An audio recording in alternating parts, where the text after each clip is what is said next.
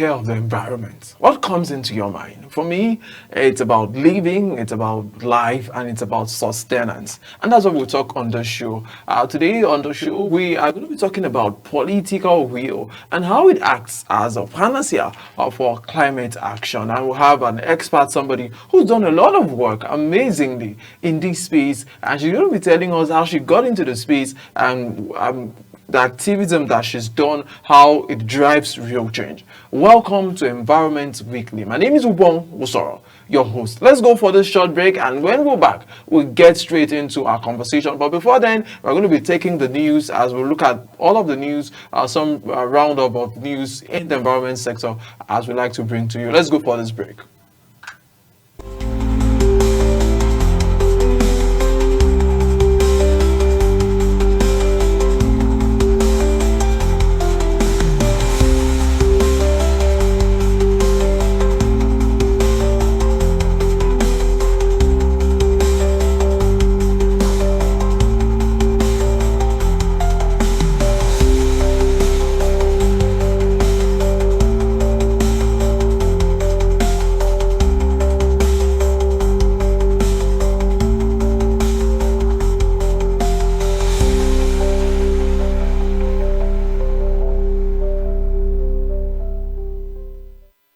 All right, so I told you that when we come back, that we're going to be looking at some news around the environment this week. Let's check this out. The International Day of Clean Air for Blue Skies is observed every September the 7th. It was established by the United Nations in 2019 to raise awareness about the dangers of air pollution, promote global cooperation, and encourage countries to take urgent action for cleaner air. Minister of Environment Balarabe Lawal says the federal government's clean air program will prioritize cutting emissions, expanding renewable energy use, and enforcing stricter controls on industrial and vehicular pollution. Without oxygen, without clean air, there is no way you can survive. Clean air is number one. Once there is no oxygen, none of us will be here. After oxygen, air, then water. So oxygen is number one, and oxygen can only be obtained from very clean air. So that's why. Delivering the keynote lecture, Professor Chika Dara of the Pediatric Association of Nigeria warned that children are the most vulnerable to polluted air, with rising cases of asthma and lung infections tied directly to exposure. Pediatrics Association of Nigeria commends your tireless efforts in promoting a healthy environment for all Nigerians, especially children who are most vulnerable to air pollution. In a symbolic highlight, the minister joined Nigeria's Climate Justice Youth Ambassador team in a spoken word performance, urging Nigerians to raise awareness and push grassroots solutions for cleaner air and environmental justice. And even in Abuja, the haze won't stay away. They say air is free, a gift divine. They call it progress. They call it growth. But what is development if it kills us both? The event renewed call for urgent action to curb harmful emissions, including particulate matter, ozone pollutants, which threaten both human health and environment. Ubong Usoro for Global Television. Africa Climate Summit. Leaders Rally for Development Fund. As the second African Climate Summit that opened on Monday, September 8, 2025, African leaders, civil society groups, and development partners united in calling for a well-resourced African Development Fund. They argued that a stronger fund is critical to ensuring Africa's climate resilience, driving sustainability development, and advancing economic transformation across the continent. Climate change. Africa emits little but suffers most. The International Organization for Migration has emphasized that Africa, despite contributing less than 4% of global emissions, remains one of the regions most severely affected by climate change. The organization noted that increasing growth, floods, and environmental degradation are driving displacement across the continent, leaving millions vulnerable to poverty and instability. WMO warns on global spread of wildfire smoke. Experts at the World Meteorological Organization on Friday, September 5th, 2025, raised concerns over the growing dangers of air pollution, particularly smoke from wildfires. They explained that microscopic particles from wildfire smoke travel across continents, worsening air quality thousands of miles away and poison serious health risk. The organization stressed the need for stronger climate action and advanced water filtration systems to mitigate the impacts of air pollution. Kachuku calls for 1 billion Nigerian content fund. The former Minister of State for Petroleum Resources, Professor Emmanuel Ibe Kachuku, has called for the Nigerian Content Intervention Fund to be increased from 450 million to 1 billion. According to him, the expanded fund will finance large-scale oil and gas projects, support the establishment of pipe miles, and drive the manufacturing of critical equipment, including renewable energy solutions. He further commended that oil and gas producing companies should be mandated to provide timelines for developing oil and gas blocks, while firms awarded industry contracts must also commit to clear investment plans. Welcome back. This is Environment Weekly. My name is Bon Osoro, your host. Here we talk about the environment and how it matters to me and to you. Today on the show, we're going to be looking at climate action, political will as a panacea for climate action. We have joining us to help make sense of this discussion, TOKONI, please you do the corrections, NGERIBIKA, who is an environmental and climate advocate, and who's joined us as we talk about this topic. Thank you so much for taking out time of your busy schedule. I know a little bit about how it is, so I really have to do this. Thank you so much for coming on the show. Thank you. We really do appreciate you. Thank you. And the work you do, Lord, amazing. How do you find the strength, the courage, the perseverance, all these years to keep advocating for the climate and environment? Let's start on a lighter note. Where do you get this strength from? Okay, first of all, we need to correct my name. Please, let's do the correction. TOKONI NGERIBIKA. TOKONI, I got that right? TOKONI, you didn't get it right. TOKONI NGERIBIKA. It's on live TV, but no problem, go ahead, I'll learn. Okay. I'm open to learning, yeah. So, talking about where I get the strength and courage, basically it's my passion. Passion, as we know, is what drives, is what motivates you and what drives you and keeps you going, you know, even when you do not have it all figured out, but your passion keeps you going. And then again, I feel like I do not have a choice because I have an educational background in environmental management. From my undergraduate, my BSc is in geology, and even there's even a background to that. I originally wanted to study environmental engineering, but somehow JAMB and all that, I ended up in geology. Which is actually a very good course. Yes, which now opened me up to environment, and I knew I still need to go deeper into the environment. So when you go to master's level, I decided to go for sustainable environmental management, and that's how come we're here. Right. So the work you've done, climate action, what is climate action? And for those who are just getting to hear the term for the first time, and what does it mean for me, for my grandmom who's in the village and is like, what's climate? Climate action is every positive step or every positive action you take to reduce the impacts, the harmful impacts of climate change. Climate change is a global crisis, as we know, that everyone is affected. So every action or every step that is taken to make the consequences, to make the impact lighter on people, on the environment, any step at all in that line is referred to as climate action. Right. It could be advocacy. It could be actual on-the-ground work.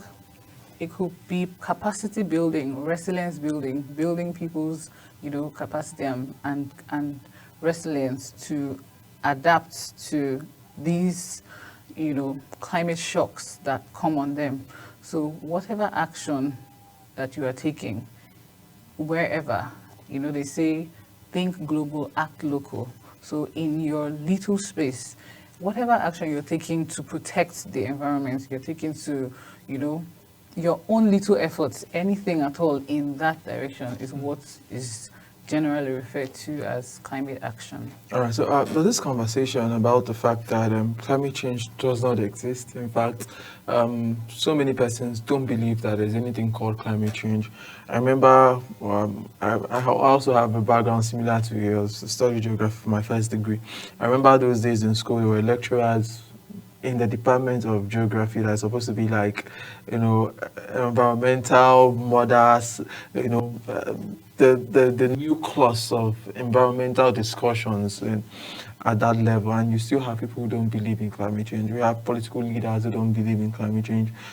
So what evidence do you have to really believe that climate change is something we should talk about and dedicate our time and efforts that you've done for a long time? That takes some conviction, not even some, a lot of conviction to have kept on the course for so long. So what are some of the things that you look at and say, like, this is real and I believe in it?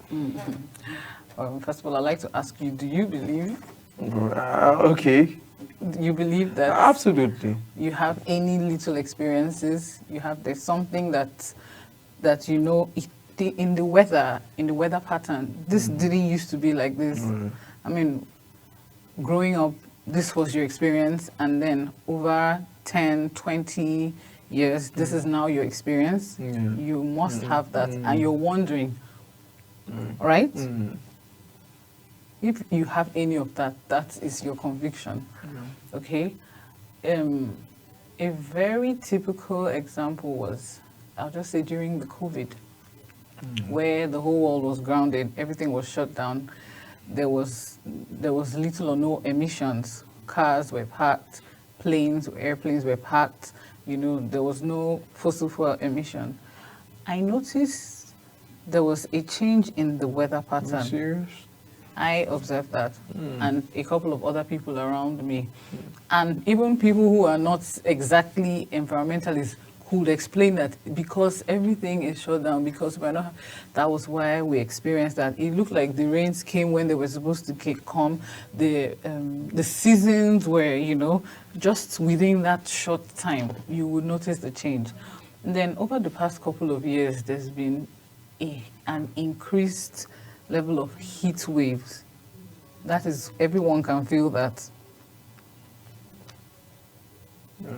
So those are just like we don't need to go deep into the scientific, that might be a bit more complicated and all that, but these are the evidences, yes, that everyone has felt. I mean, 2024 last year, the heat was terrible. I remember people were saying, wait, why is there so much heat? People were complaining and everything, and that was the opportunity to explain to them that this is what's happening, this is what's going on, and we've observed that as the years progress, the heat, it keeps increasing, you understand? So these are just a few of the many. That's the global warming we're talking about. The whole earth is warming up. Even in cold countries, their summers are they're experiencing hotter summers. Their temperatures are increasing around the globe. And then you find flooding events have increased as well, because the temperature and the sea level is rising, because the temperature is also increasing. I mean, we experience that all the time here in Nigeria, and Nigeria is even much more vulnerable. Actually, Africa is much more vulnerable in the global climate change and climate justice discourse. Africa is termed a country with special needs.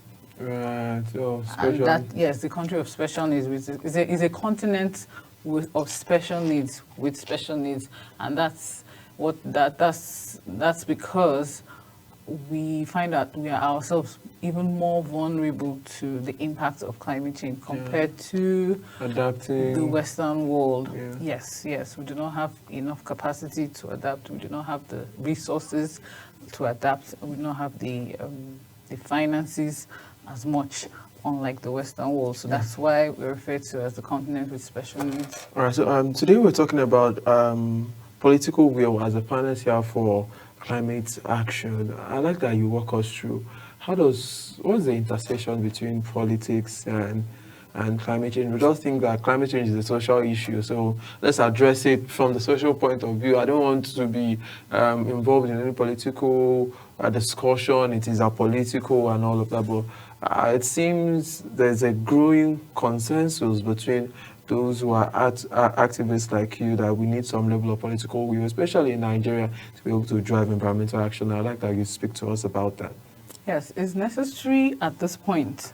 I think that the climate actors also, within the past couple of years, the government have gotten more involved with the issue of climate change. So it's progressive and it's progressing. And I think it has gotten to the point where we feel the lawmakers need to get more involved. So basically, building political will with regards to climate change is engaging with policymakers to let them know these issues, and know how we can enact them into the system and implement them, and include them in their manifesto and their agenda.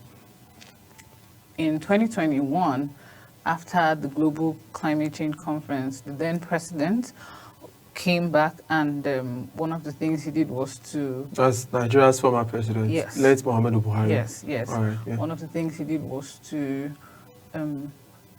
sign the Climate Change Act into law, which then gave rise to the establishment of the National Climate Change Council. And since then, we've seen a lot more involvement between the government and climate action. We've seen a lot of involvement. So, yeah, this is just taking it a step further. That's what I can say concerning building political will, the linkage between politics and climate change. Right, so taking a step further, I'd like to ask one more question before we go for our first break for this discussion. So, is it the climate activists like yourself, are you going to meet the politicians who are inside politics, who are into politics, to make them understand the issues of climate change? Because there have been discussions around the fact that some of these politicians may not even know the issues. How are you taking the issues to meet them? Yes, we need to go meet them. In fact, we've already been doing that. A lot of these actions have been ongoing. So basically, this is taking it a step further. And they have been producing results. Oh, they're producing results. Yes, they are producing results. Just as you said, they may not understand. They do not know. So someone needs to reach them with this knowledge, point them to these issues. They may be feeling the effects, but they don't know this is the root cause, you get. So if they have the power, to implement this, if they have the power to, implement, as in put out the policies and then drive these policies, that's where we need them. That's where they come in. So yes, someone needs to go to them. So we've had events like Climate Lobby, where we mobilized ourselves and we went into the National Assembly, to meet with the senators, to meet with the House of Rep members, yes. And all of that have produced results.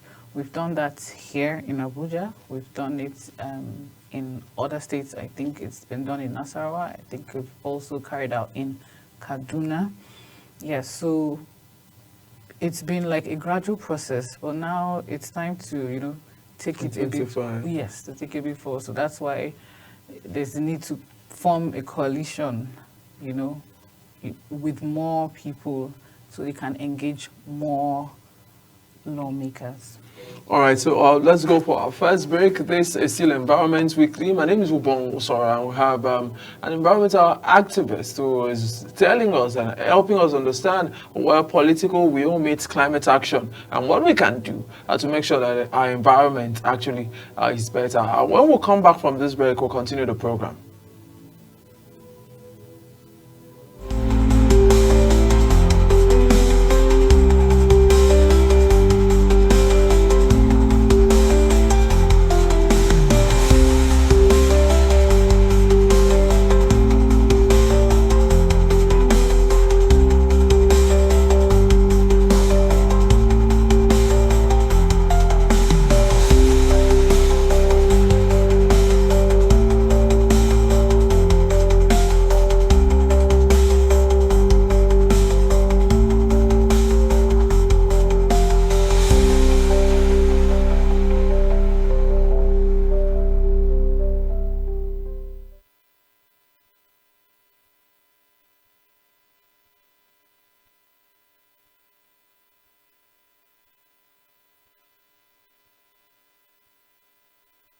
Welcome back. This is still Environment Weekly on Global Television. My name is Ubong Musora, a program where we highlight political issues, climate issues as it relates to making our environment very safe for all of us. And we have TOKONI, who is actually an environment activist that has dedicated our life to issues of environment activism. Let's just ask a few questions as we try to wrap up the program today. We're looking at climate action as a panacea for political will